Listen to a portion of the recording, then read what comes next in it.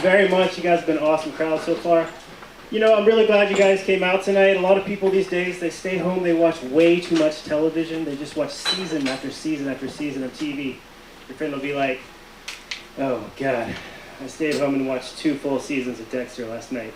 And like, you're not even shocked or impressed or happy about it. You're like, that's nothing, man. I stayed home and watched the entire series of Entourage over the weekend. Shit. In the 80s and 90s, if you told someone you watched 3 seasons of like Full House, they would be like, what? Why? What is wrong with you? In the 80s and 90s, we didn't even know what a season of TV was. You're like, the winter season? Like the Christmas episodes? I don't know what you're talking about. So I was watching TV the other day, and I don't watch a lot of TV, but I do watch a lot of movies. And I figured out what my favorite genre of movies is throughout the years. I don't know the name of the genre, but it's the movies with the giant ass on the front of the box. You guys know the movies I'm talking about? Usually there's 2 guys standing next to the ass. One guy's all smart and smarmy, but like, not too smarmy to be leaning on a giant ass. Like, he's got plans for the giant ass. And the other guy's all like, woo, giant ass. Sometimes you can find this guy peeking out from inside the ass, like some horrible accident occurred that he couldn't get happy about. Actually, one of my favorite movies is Star Wars, as the previous guy mentioned. Yes. You guys like Star Wars? Yeah. I wonder if any Star Wars fanboys ever think about what it's like to jerk off with Luke's prosthetic hand. Jabba the Hutt, there's quite a character. You ever notice Jabba the Hutt looks like a giant sperm? He's like a sperm that became a real manly man because he never met up with the egg. He just sits around eating all day. He's got the strip club chained to his chair. He's got Ultimate Fighting Championship underneath the floor. He hires a weird little lizard monkey to laugh at all his jokes all day. What's up with R2-D2 and C-3PO? Are they gay or what? And if they are, is R2-D2 the bottom because he looks like he would be, right? But then C-3PO is the one that acts like a bitch all the time?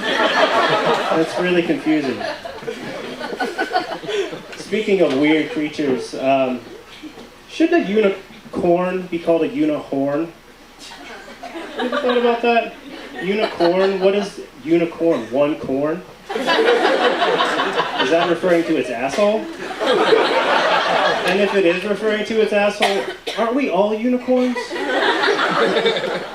And if it's not referring to its asshole, how many assholes does a unicorn have? Huh? So my mom's in the crowd tonight.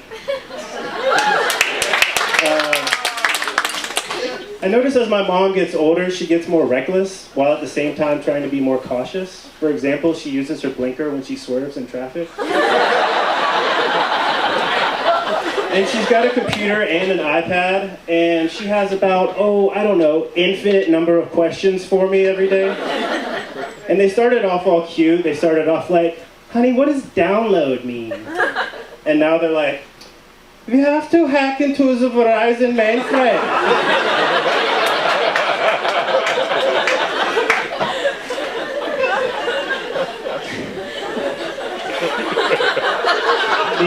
I remember just the other day having the talk about the birds and the bees with my mom.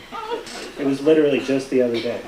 No, it was a long time ago, but it was really confusing to me. There's still a lot of problems with the whole world of sex. There's a lot of miscommunications, hard lessons learned. For me personally, the first time I ever ate pussy, I literally tried to eat that pussy.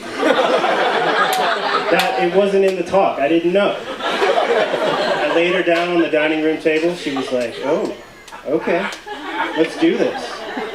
And even when I tied a napkin around my neck and grabbed a knife and fork, she was like, all right, let's see where this is going. It wasn't until I poured hot sauce on her crotch that she was like, all right, that's it. This is over. Thank you guys very much.